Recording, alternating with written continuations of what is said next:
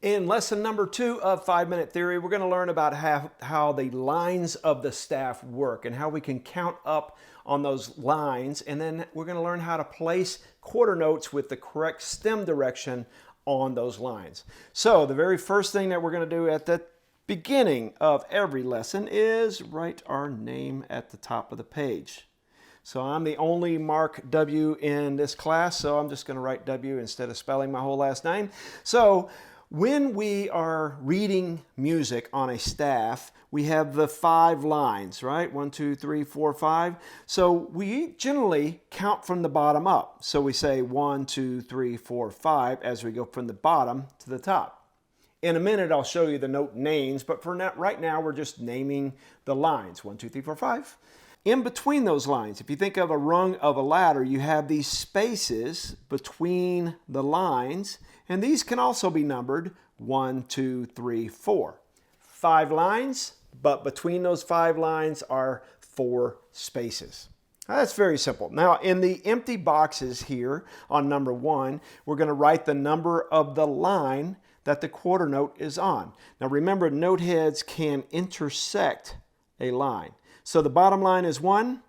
So if we think of 1, 2, 3, we're just counting up from the bottom, and then we're writing that number in. This is very simple. I want to see how fast you can do it. 1, 2, 3, 4, 1, 2, 1, 2, 3, 4, 5, 1, 1, 2, 3, 4. I'm going to test your limits on how fast you can do things because we have to think fast as we're doing this worksheet. Because when you're reading music and all of those dots are going by on a page, you have to think really fast. This is really good for your mental acuity to learn how to think fast to do all of these exercises.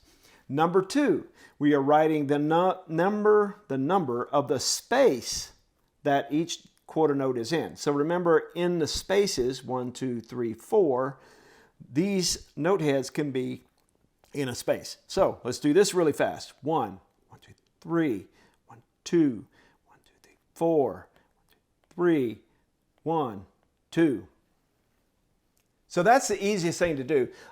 We are doing this so that you can get used to just recognizing 1, 2, 3, 4, 1, 2, 3, 1, 2, 3, all of these things so that when we learn the note names, you'll learn how to read the notes on the staff by knowing these, how to count up the lines and the spaces. All right, on number 3.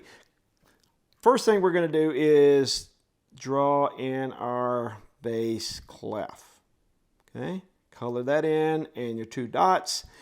What we're learning on number 3 is that quarter notes below the 3rd line. So if I think of 1, 2, 3, so any quarter note below the 3rd line, the stem goes up. So on these quarter notes, I've got a note head and I have a stem that goes up. So just kind of color in these note heads and then draw your stem that goes up. So what we're going to do is draw 5 of our own quarter notes in the lines and spaces below the 3rd line. So anything below this, not on it, but below it. All right, let's do 5. So first I want you just to kind of draw some note heads. You can draw these on any space or any line, but do not go on this line, okay? Anything below that, all right? So anything below that line, I'm going to have a stem that goes up. I still like to draw these from the top down, but you can go from the bottom up if you'd like. That is kind of a rule as we're notating music on a page, that we want to keep the stems out of the way so they generally go up or down based off of where their notes are placed on a staff. Move over to the second half of lesson number 2. Basically here, what we're trying to do is any note that is on or above that 3rd line, the stem is on the left side and goes down. So the first thing I need to do is draw in my bass clef. Let's see if you remember how to draw in a bass clef. Starting here on that 2nd line from the top, or as we know now, the 3rd or the 4th line, and then I put my 2 dots. That's my bass clef. Okay, let's go ahead and trace these, just so you know. Now what I'm doing is naming. This one says third line, 1, 2, 3. This one says fourth space, 1, 2, 3, 4. This one said third space, 1, 2, 3. So anything on or above that, draw some note heads. So I'm going to start with the one that's on that. So which line is that on? 1, 2, third line.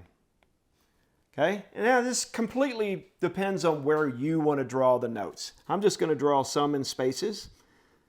Okay, some on lines. And how about another space? So now I add my stems, or I could have added my stems as I drew the note head. Now I count. 1, 2, 3, 4, fourth space. Now this will vary based off of you. 1, 2, 3, 4, fourth line. 1, 2, 3, third space. Okay. So you might have drawn those in different places, but make sure that you are drawing note heads that intersect with a line or are in a space. Number 5, on the notes you've drawn, write the number of the line and space in the blanks provided. Yeah, we already did that. Number 6, draw a quarter note in the proper line or space that I tell you. Okay, remember to use the correct stem direction. So first line would be here. Third line, 1, 2, 3 is here. This is where it starts becoming important that you write legibly, right? My first space, nice, beautiful note head. And remember, I'm on the bottom of the staff, so my stem goes up. Fourth space, 1, 2, 3, 4. Remember, I'm on the top of the staff, so my stem goes down. Second line, my stem goes up. Second space, 1, 2. All right, how are your quarter notes looking? Are they really nice? Fifth line, 1, 2, 3, 4, 5, way up here. Okay, don't get too big with your dots. Stem goes down. Now make sure that you don't put the stem on the wrong side of the note head. Okay, if it's on going down, then it's got to be on the left side. Third line, 1, 2, 3. Now this is the one that could go either way, but in general we like the stem to go down. Third space. On the left side goes down. And fourth line. Again, left side and goes down. So in this lesson, you've learned about quarter notes. You've drawn about 50 quarter notes. You know it has a note head. You know it has a stem. You know how to count the lines and the spaces of the bass clef.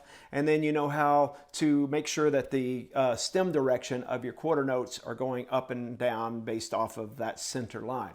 All right, if you've completed that totally and you've got all of that correct and it looks really good, then you're ready to go on to lesson number, whatever it is, 3.